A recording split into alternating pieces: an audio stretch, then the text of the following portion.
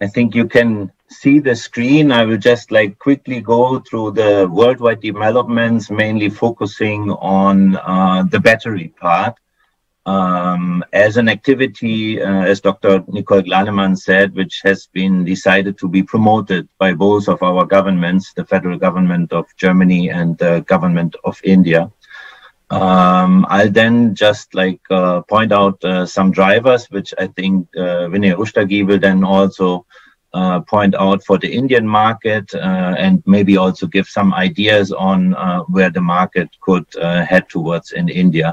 Just to get familiar a little bit with the topic behind the meter, what does it mean? I mean, we have a meter and we just consume the power with any load that can be residential load or commercial or industrial load.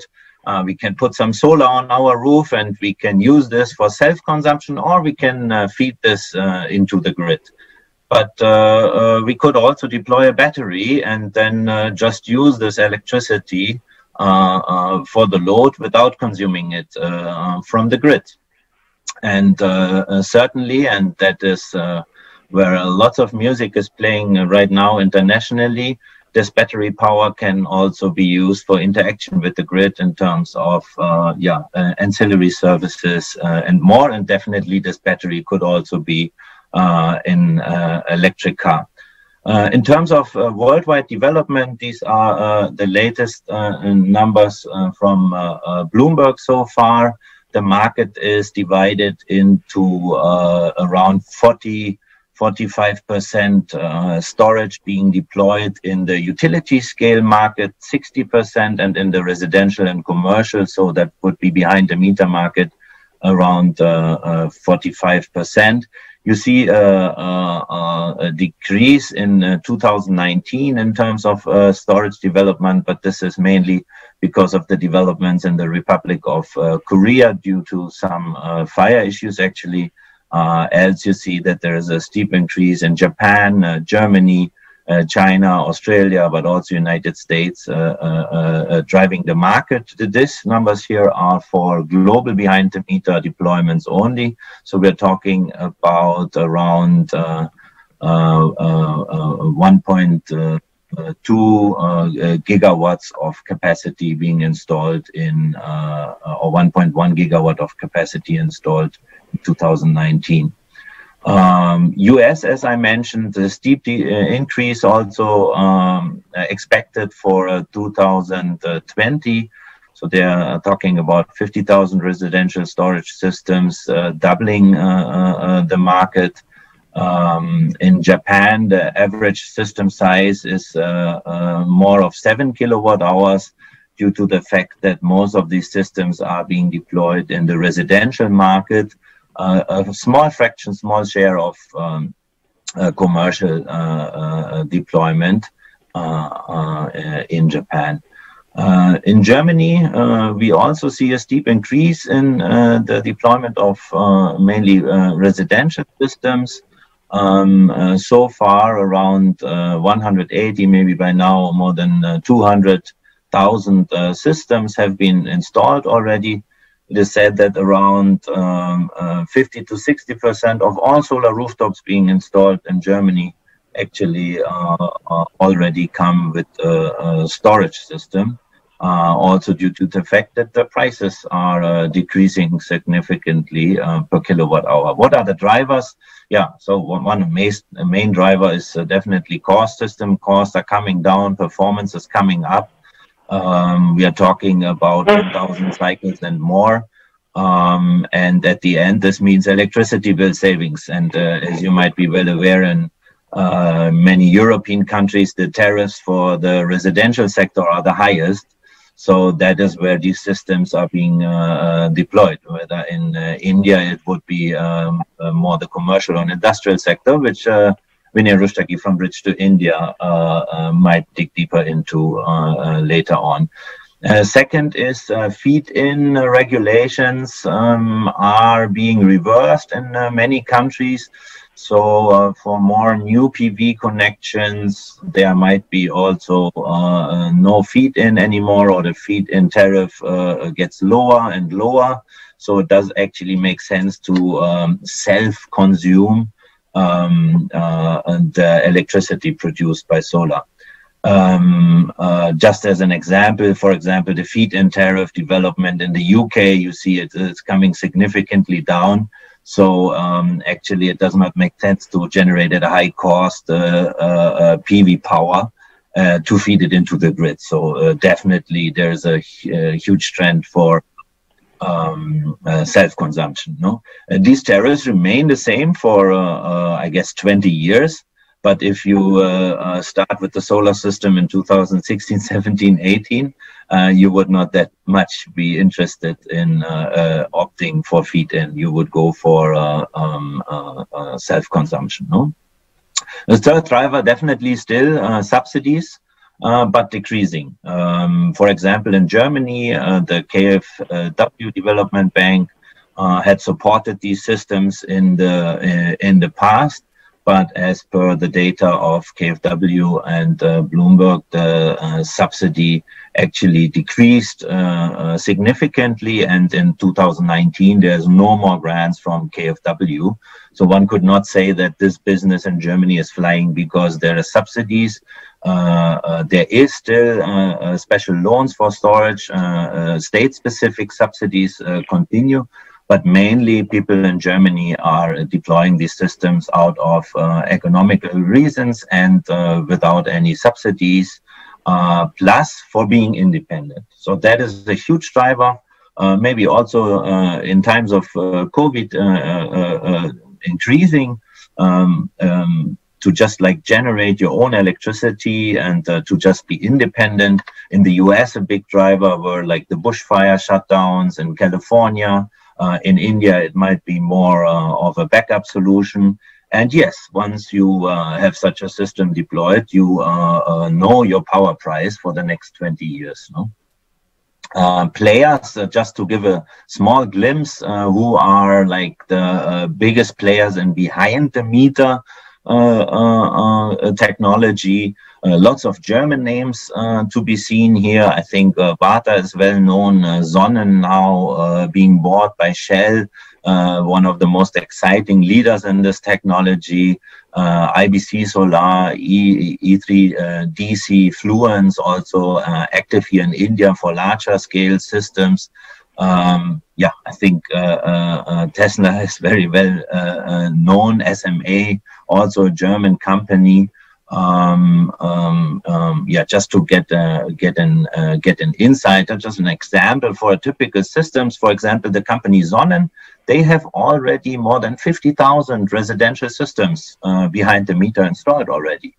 A typical system which they now offer already has 8 kilowatt, and they can go up to 72 kilowatt. 8 kilowatt, that would be enough to power maybe 5 ACs in full load in India. And 33 kilowatt, that means hours, that means 4 hours of deployment already. They use lithium iron cells and guarantee a full warranty for 10 years and speak about cycles of more than 10,000. Dr. Gabler also on the panel today, he will dig deeper into a system customized for the Indian market, the PV port. So looking forward to this. Business models, yeah, they depend on the drivers, but yeah, as I just said, no, increased self-consumption would be one business model, independence, demand charge reduction, backup power. But what we see is that there is more and more service providers, especially with unbundling of discoms, which actually use the assets of storage for frequency regulation and other ancillary services. And Sonnen is one of these companies doing so. So they actually bundle virtually these kind of storage systems deployed in different houses and homes, and then act as a large provider in the megawatt scale, at least, at the electricity exchange. So they are able to charge these batteries during solar times, and maybe there is enough electricity left to be traded at the electricity exchange. I think we would have enough time, so I can just show you, give you an idea on how this looks like. So at the globe.sonnen.de, you would be able to actually look into almost all systems deployed by the company, and they're virtually connected. And in each country where this company Sonnen is able to act as an electricity provider, or let's say discom, they are able to trade the electricity. So this would be each blue dot means one system already installed. So this is Australia. Then we can see actually Europe, Germany, where they come from. No, you see, so huge deployment of these systems already. Italy, now starting in Spain also, UK, spreading toward the northern countries, and then US, I think you can see here. I think in West Coast, more and more systems being installed, and you can actually click on each system and get more information about the size. I have also spotted the first dots in India, so if you're interested, just visit this page. And with this, I'm almost coming to the end. Let me just swap it again into the right presentation mode. One company you have heard of, Tesla. I mean, that's exciting, no? They now have a utility license, so they're doing the same thing. And it's not only Sonnen, it's not only Tesla, it's the big companies looking into this business. So if a company like Shell is working on this, then this means something. But yes, what would be the requirements for India? So RWPP means residential virtual power plants. That requires further deregulation in any country which would like to deploy such systems. For example, in Berlin, I think I have the possibility, Dr. Glanemann, you're living in Germany, you can actually choose between, I think, 200 or 300 electricity providers. So there's always one company in charge of the distribution grid, as per license for 10-20 years, but where the electricity comes from, you can choose. In Germany, in average, we talk about 110 electricity providers in each geographical point. Around 65% of the electricity is traded at the electricity exchange. We even have unbundled the meter business. So I can say, okay, I want the electricity to come from a company which only sells 100% green power, but I want the meter to be maintained by another company, which allows me lots of games with my app on the mobile phone and so on. I can even give contracts to behind the meter companies which maintain my solar system or the battery itself. No. To show to which extent this goes even further, our Ministry of Power in Germany is actually supporting pilots where neighbors trade electricity directly amongst each other. As in the Netherlands, this is already the case. You can go on Vendebrand.nl and you can actually say, I like this family with the dog, and they have invested in their windmills, and I'm willing to buy the power from this family because I like their dog. It's possible. It's possible today in Europe. This is an extreme example of deregulation, but it makes us think to what is already possible. There's other examples. I just put the links here to get inspired. And same applies to how to use your car as a storage device. No, you can already install devices like, for example, the SmartFox Energy Manager, and you're able to bring the electricity from somewhere else to your house through the car. And what, for example, the mobility house has shown is that if you only discharge or charge, vary about 10% plus and minus at a rate of 50%, so the battery is 50% charged, and you discharge 10% or you charge it 10% up to 60%, that this nearly has no effect on the lifetime of the battery. And it's an important finding, no? Because people say, yeah, okay, vehicle to grid will not come because who will spare his car battery and lose precious cycles on this exercise.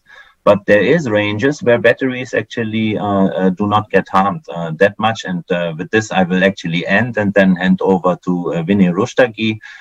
In India, where do we see high potential?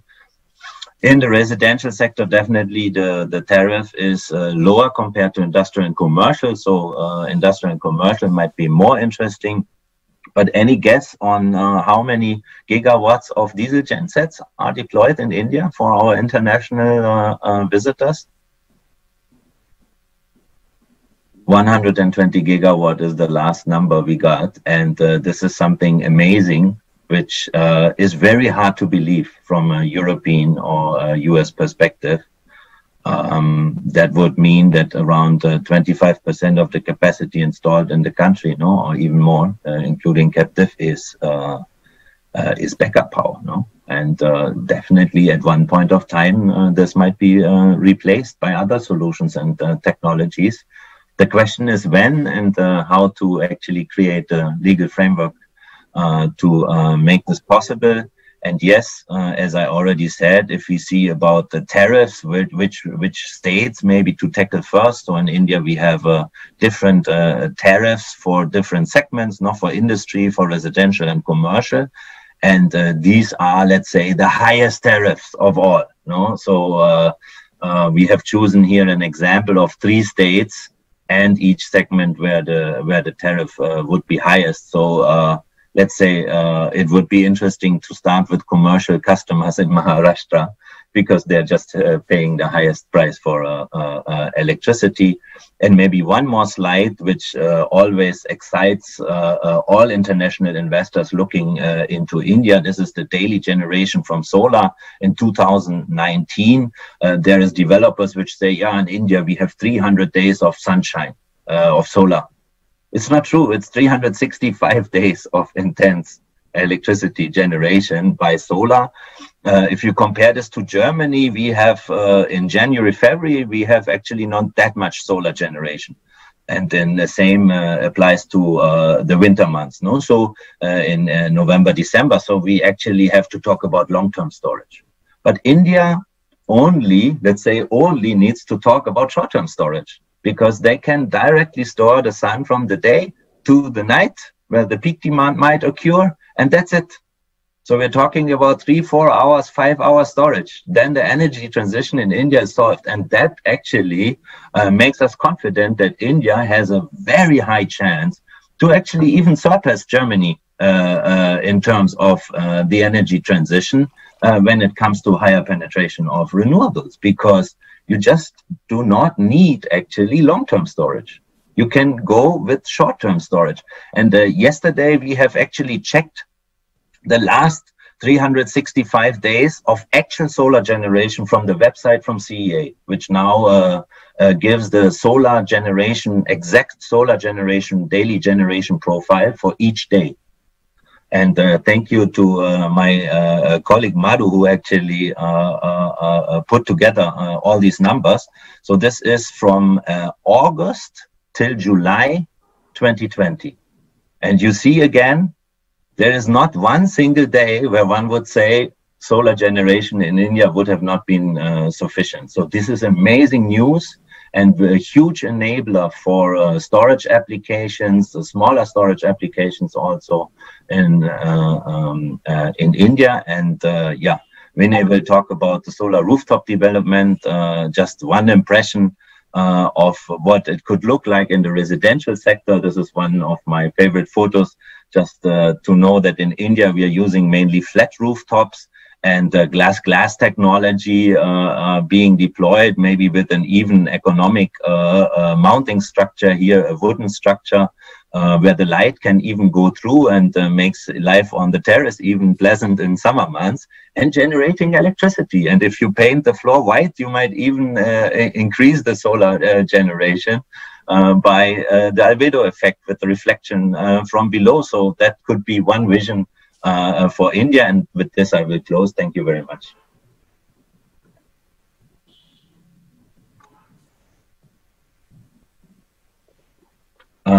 Shall I directly pass to Vinay to give us your perspective, please, on the development for India? I know I'm like always one of the persons a little bit more excited on what's possible, and maybe it is, but more medium and long term. I think you'll give us an insight on the short-term developments of the solar rooftop market, and give some insights to which extent storage deployment already may make sense.